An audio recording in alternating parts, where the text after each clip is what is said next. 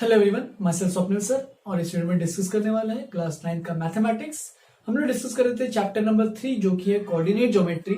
हमने इसमें बहुत सारे टॉपिक्स कवर कर लिए थे, जैसे कि पॉइंट्स को प्लॉट कैसे करते हैं, वो सब चीजें बहुत सारी देख ली थी। हमने अभी तक क्या क्या सीखा था कोऑर्डिनेट ज्योमेट्री में। तो प्लेन क्या होता है, कार्टेशियन प्लेन क्या होता है, एक्स वाई प्लेन क्या होता है, एक्सिस क्या होते हैं जो दो परपेंडिकुलर लाइंस होते हैं, ठीक है। फिर उस पर पॉइंट्स के बारे में पढ़ा था कि पॉइंट्स क्या होते हैं, उन पर पॉइंट्स अगर प्लॉट करना होगा उसका एब्सिसा क्या होता है, उस पॉइंट का ऑर्डिनेट क्या होता है। तो बहुत सारे हमने इस तरीके से चीजें हमने देख ली थी और एक एक करके हमने पूरा कवर कर लिया था। बस आज का एक लास्ट लेक्चर है इस टॉपिक का, कोऑर्डिनेट ज्योमेट्री का लास्ट लेक्चर है। तो इस लेक्चर में हम लोग क्या करने वाले हैं, अभी तक हमने जितने भी टॉपिक पढ़े थे, जितने भी इसके पहले पढ़े थे, उसमें क्या हो रहा था कि वहां पे डायग्राम दिया हुआ था और तुम्हें डायग्राम में वो पॉइंट्स हमें बताने थे, हमें कोऑर्डिनेट्स बताने थे उस पॉइंट के, राइट। तो डायग्राम में से हमें पॉइंट्स बताने थे। लेकिन अब क्या होगा, अब उल्टा काम होगा।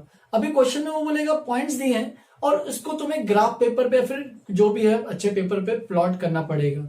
यूजुअली ग्राफ पेपर पे प्लॉट करते हैं। तो जिनके पास भी ग्राफ पेपर है अच्छी बात है, जिनके पास नहीं है मैं उनको रिक्वेस्ट करूंगा कि फटाफट एक ग्राफ पेपर अरेंज करें कहीं से, ठीक है। और ये जो भी डायग्राम बनाएंगे वो सब अच्छे से ग्राफ पेपर पे बनाएंगे, ठीक है।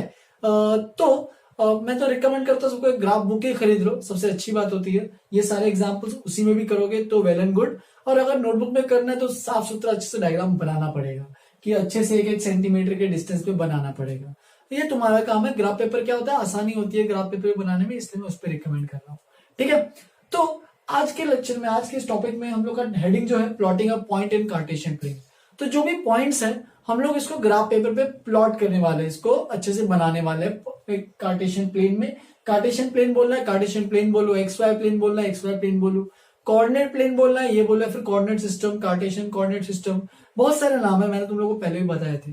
तो चलो स्टार्ट करते हैं। यहाँ पे मैं बेसिकली एग्जांपल से स्टार्ट कर रहा हूँ क्योंकि इसमें कुछ बताने लायक तो है नहीं। और यहाँ पे कुछ क्वेश्चन में क्या होगा कि पॉइंट्स दिए रहेंगे, उसको तुम्हें ग्राफ पेपर पे जो भी है डायग्राम में प्लॉट करना है, ठीक है। तो एग्जाम्पल नंबर 1 देखो, plot the following points on Cartesian plane and give their position in coordinates and axis. तो टोटल यहाँ पे मैंने 8 पॉइंट्स लिखा है। तो तुम्हें इन 8 पॉइंट्स को एक ग्राफ पेपर पे अच्छे से प्लॉट करना है, सारे पॉइंट बाय पॉइंट अच्छे से प्लॉट करना है। तो मैंने तुम लोग को ऑलरेडी बता दिया था कि एक पॉइंट क्या होता है, कोऑर्डिनेट्स क्या होते हैं।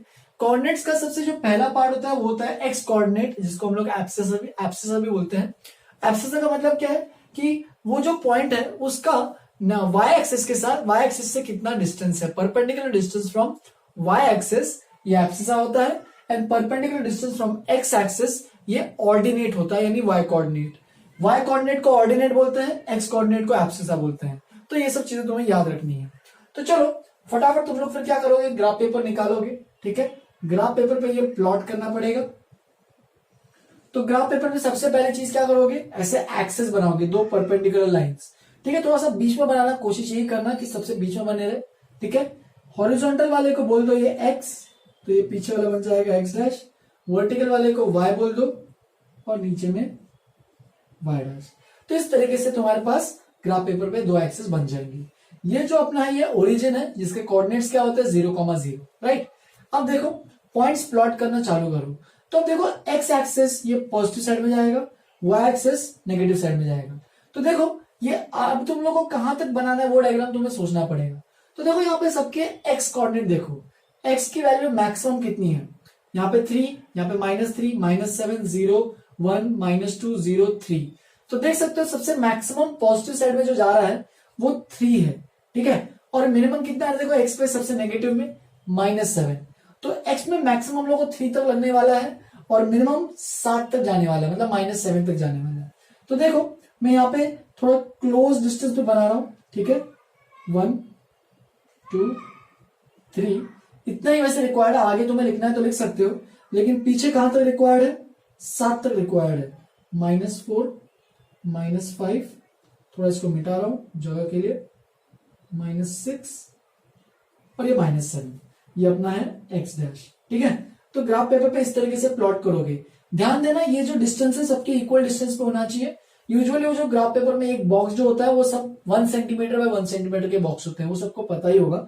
जिनको नहीं पता है वो बॉक्स का 1 सेंटीमीटर, यहाँ पे तुम जब स्केल लिखोगे तो यहाँ पे तुम्हें लिखना है scale 1 centimetre is equal to 1 unit. इस तरीके से तुम्हें साइड में हमेशा बॉक्स के मतलब ग्राफ पेपर के टॉप पे लिखना है कि यहाँ पे जो एक यूनिट है वो रिप्रेजेंट कर रहा है 1 सेंटीमीटर, फिर ऐसे बोलो यहाँ पे जो 1 सेंटीमीटर है वो रिप्रेजेंट कर रहा है 1 यूनिट।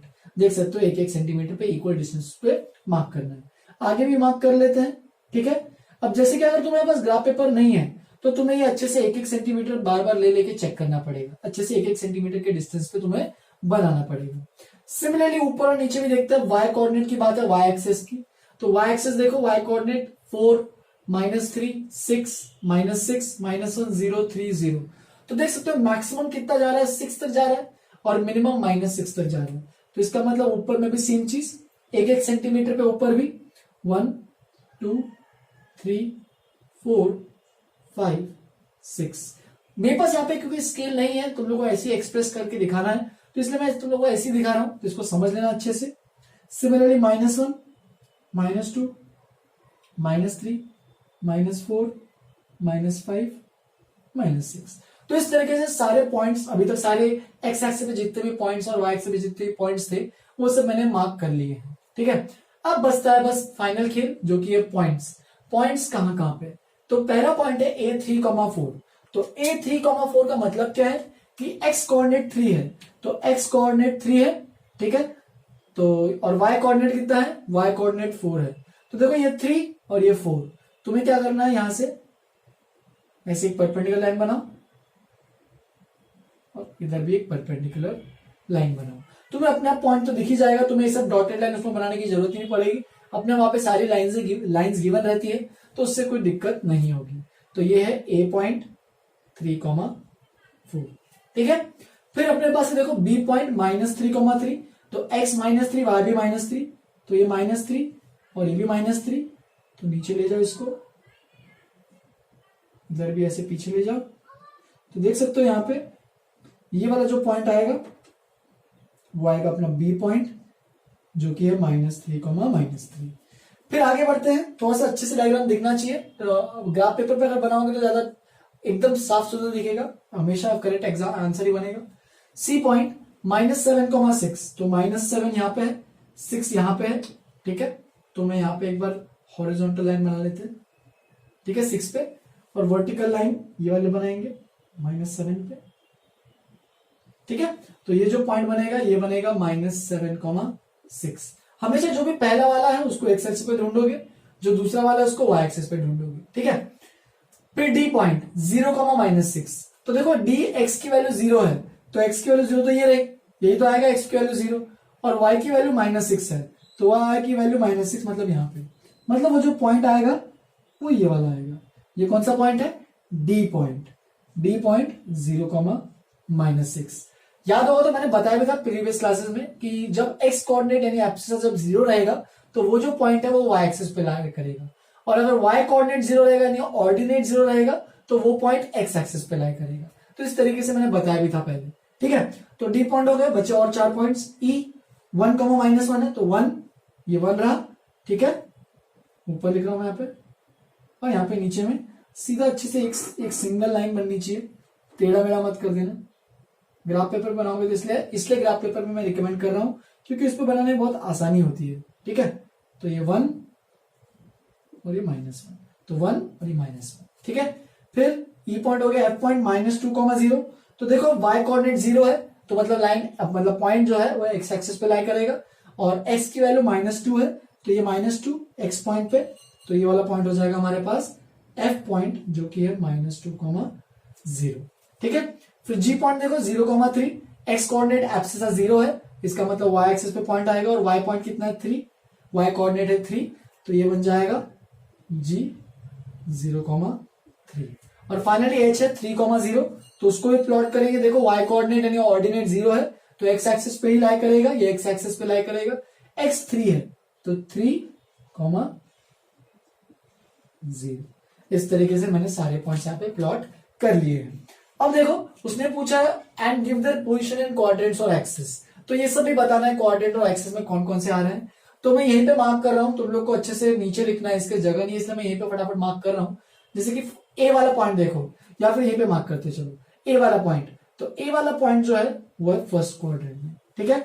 बी वाला पॉइंट, बी है ये, तो बी देखो ये कौन सा क्वाड्रेंट है, ये फर्स्ट, सेकेंड, थर्ड और फोर्थ, तो ये थर्ड वाला क्वाड्रेंट है, तो यहाँ पे लिख देता हूं थर्ड क्वाड्रेंट। तो लिखना है ऐसा तुम्हें, A lies in the first quadrant, B lies in the third quadrant, फिर सी देखो सी कहां पे, सी ये रहा, C lies in the second quadrant, ठीक है।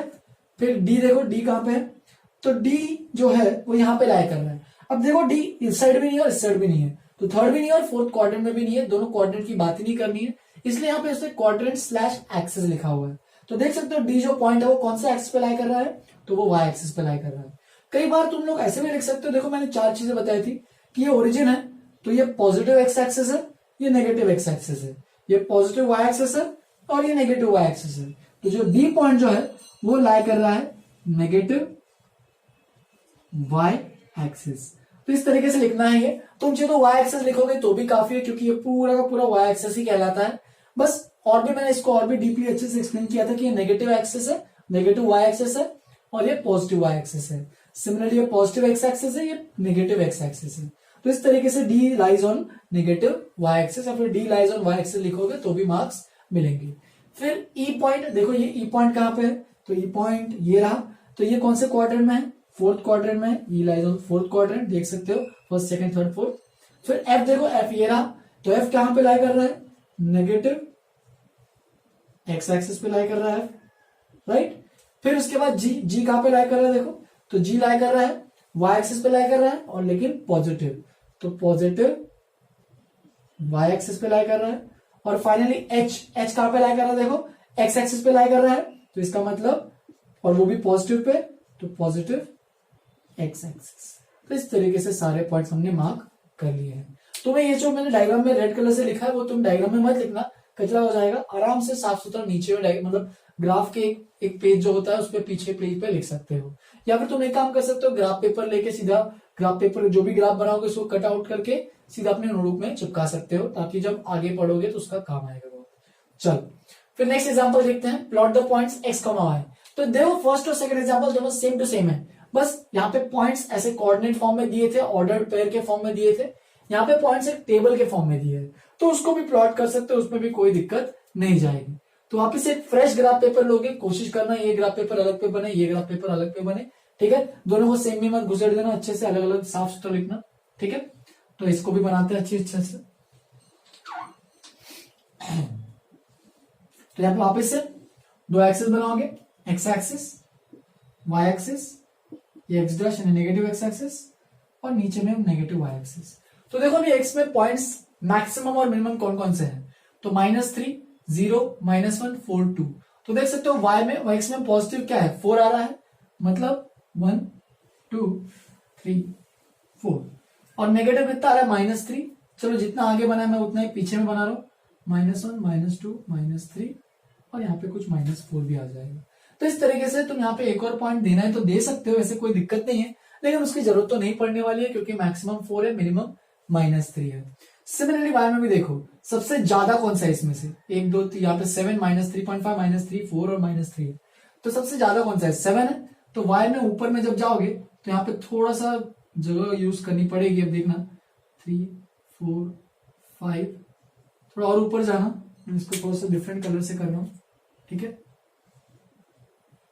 4, एक काम करते हैं इसको यहीं पे बना लेते हैं, -1, -3, ये बस मेरे पास जगह नहीं इसलिए मैं ऊपर लिख रहा हूँ, ठीक है। बाकी तुम लोग को समझ में आ जाना चाहिए कि मैं क्या कर रहा हूँ, बस मैं ऊपर 7 तक ले जाना है इसलिए मैं इसको ऊपर तक ले जा रहा हूँ।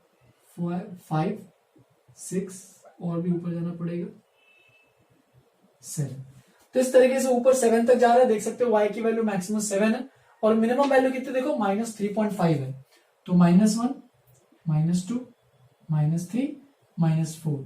अब -3.5 का मतलब क्या है कि -3 और -4 के बीच में, कि -3 से आगे जब जाओगे इन दोनों के एग्जैक्टली बीच में जो वैल्यू आएगी वो -3.5 आएगी, ठीक है।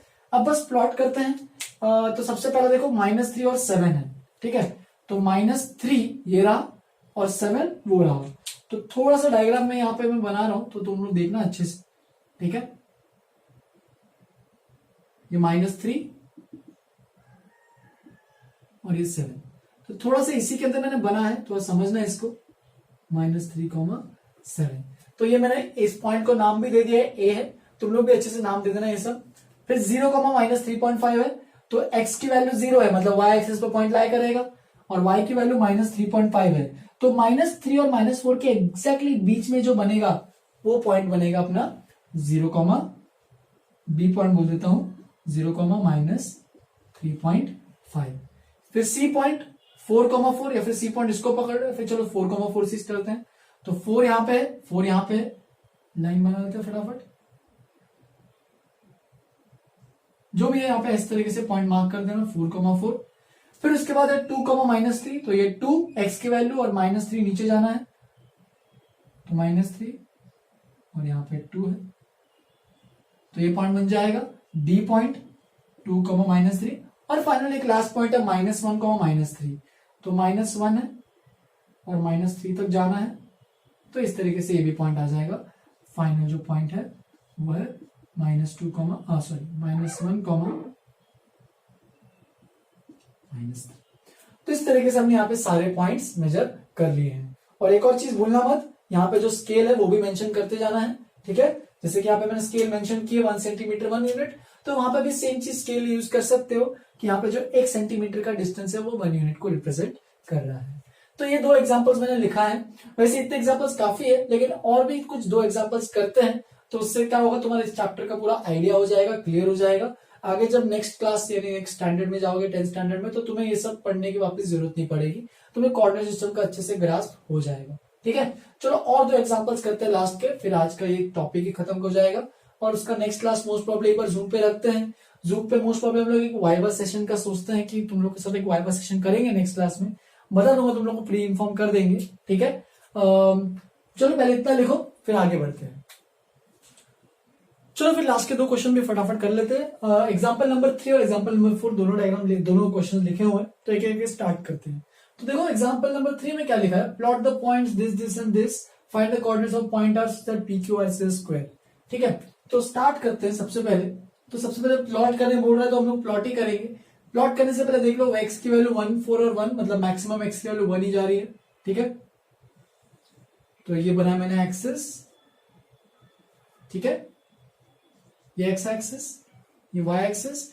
अब देखो x की वैल्यू 1, 4, 1, मतलब मिनिमम 1 है और मैक्सिमम 4 है, तो एक बार अच्छे से बना लेना ग्राफ पेपर पे डायग्राम। y के पॉइंट्स देखो 0, 0, 3, तो मतलब y की वैल्यू जो है वो 3 तक जा रही है मैक्सिमम। तो सीधी लाइन थोड़ी सी बनाते हैं,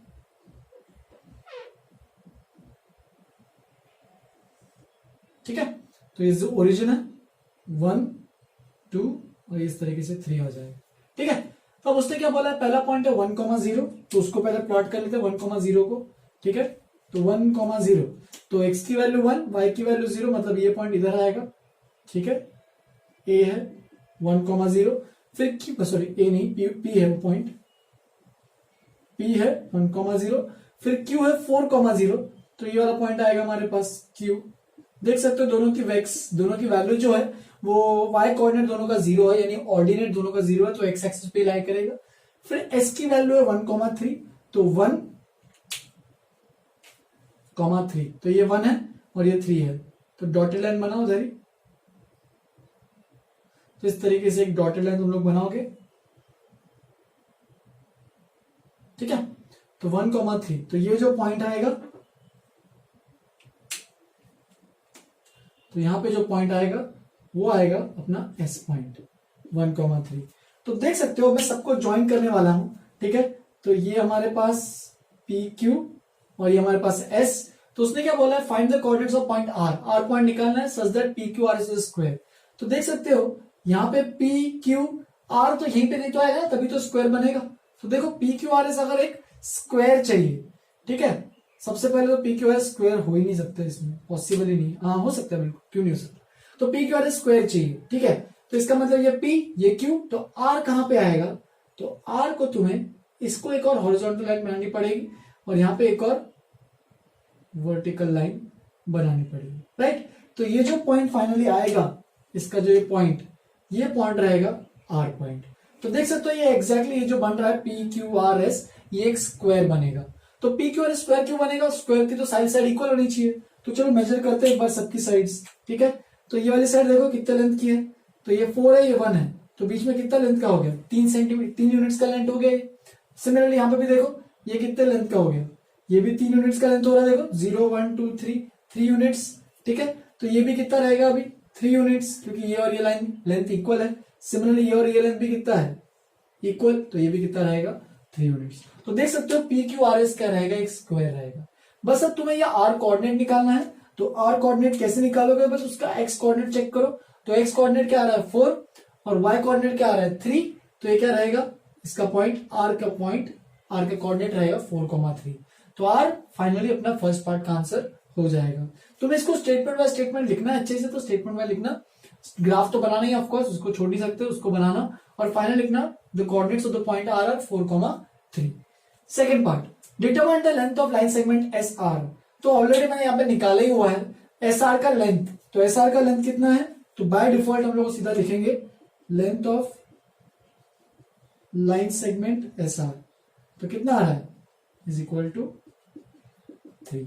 तो देख ही रहा होगा तुम लोगों को, सबको अभी क्लियर हो ही गया होगा कि एस आर का जो लेंथ है वो 3 है, ठीक है। आर क्यू का भी लेंथ 3 है, पी क्यू का भी लेंथ 3 है और पी एस का भी लेंथ 3 है। सबका लेंथ 3 होना भी चाहिए क्योंकि ये एक स्क्वायर है, स्क्वायर में सबकी साइड की लेंथ क्या रहती है इक्वल। फिर फाइनल एक लास्ट एग्जांपल है। ये वाला एग्जांपल थोड़ा ट्रिकी है, तो थोड़ा समझना अच्छे से, कुछ बेसिक कंसेप्ट इन्वॉल्व रहता है जो तुमने ऑलरेडी प्रीवियस क्लास में पढ़े होंगे। तो देखो, in the given figure ABC an equilateral triangle. तो यहाँ पे गिवन फिगर दिया हुआ है, यहाँ पे कुछ प्लॉट करने की जरूरत नहीं है, पूरा फिगर दिया हुआ है। अब उसने क्या बोला है, एबीसी जो है, ये जो ट्रायंगल है एबीसी इक्विलैटरल ट्रायंगल है, मतलब इक्विलैटरल मतलब सबकी साइड लेंथ क्या है equal. The coordinate of vertices B and C. तो बी और सी के कोऑर्डिनेट्स दिए हुए हैं, ये 3,0 है बी एंड सी का कोऑर्डिनेट है -3,0, ठीक है। अब उसने क्या बोला है, find the coordinates of it vertex ए। तो ये वर्टेक्स ए का जो कोऑर्डिनेट है वो निकालने हैं, ठीक है। तो वर्टेक्स ए देखो, वर्टेक्स ए कहां पे लाई कर रहा है, तो वर्टेक्स ए एक्स एक्सिस पे लाई कर रहा है, दस एब्सिसा ऑफ ए इज 0। ये सीधा लिख सकते हो, तुम यहां पे स्टेटमेंट चीज तो लिख ही सकते हो कि as the vertex A lies on the Y axis therefore the abscissa is 0। मतलब इसका एक कोऑर्डिनेट तो हमारे पास आ गया है, मतलब एक पार्ट हो गया है। बाकी बचा जो है ये y जो कोऑर्डिनेट है वो कैसे निकालोगे, तो वो डिपेंड करेगा ये जो लेंथ है ये लेंथ कितनी है। तो देख सकते हो ये जो लेंथ एक्चुअल में ये एल्टीट्यूड ही होता है, ट्राइंगल का जो एल्टीट्यूड है वो होता है वो वाला लेंथ, ठीक है। तो वो बोल सकते हो एओ लेंथ है, ठीक है। एओ ओ ओरिजिन है, ए वर्टेक्स है, तो हमें वो एओ लेंथ निकालनी है। तो कैसे निकालेंगे, तो सबसे पहले देखो हमारे पास side length of triangle ABC. तो साइड लेंथ कितना है ट्राइंगल एबीसी का, तो देख सकते हो ये भी कितना लेंथ हो गया 3, ये भी कितना लेंथ हो गया 3, तो ये बीसी का लेंथ कितना हो जाएगा टोटल 6 यूनिट्स। तो इसका मतलब ये तो क्लियर हो गया कि इक्विलैटरल ट्रायंगल है, तो ये भी 6 यूनिट्स का रहेगा।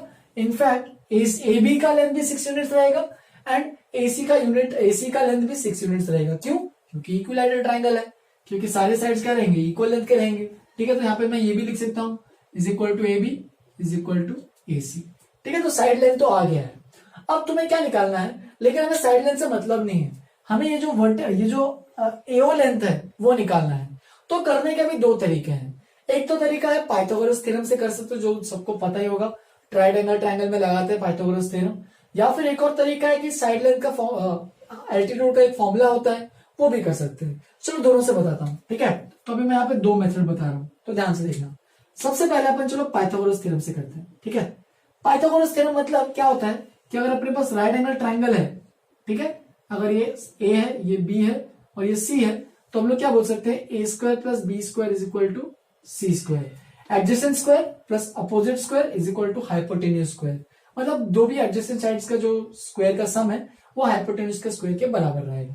लेकिन ये बस कहानी किसके लिए रहती है, राइट एंगल ट्राइंगल। तो मैंने यहाँ पे राइट एंगल ट्राइंगल कहां पे दिख रहा है, देखो तो यहाँ पे दो राइट एंगल ट्राइंगल दिख रहे हैं, triangle AOB and triangle AOC, दोनों राइट एंगल ट्राइंगल है।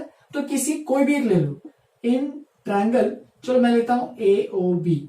तो एओबी ट्राइंगल में हमें पास क्या क्या पता है, देखो तो एओबी ट्राइंगल में ओबी का लेंथ, ओबी इसका लेंथ दिया हुआ है, देखो कितना लेंथ है ये 3 यूनिट्स का है, तो ओबी का लेंथ है 3 एंड ऑल्सो एबी का लेंथ जो अभी भी थोड़ी देर पहले निकाला था, एबी का लेंथ कितना है, देखो एबी का लेंथ है ये पूरा 6 यूनिट्स, ये पूरा का पूरा जो लेंथ रहेगा वही तो सेम रहेगा।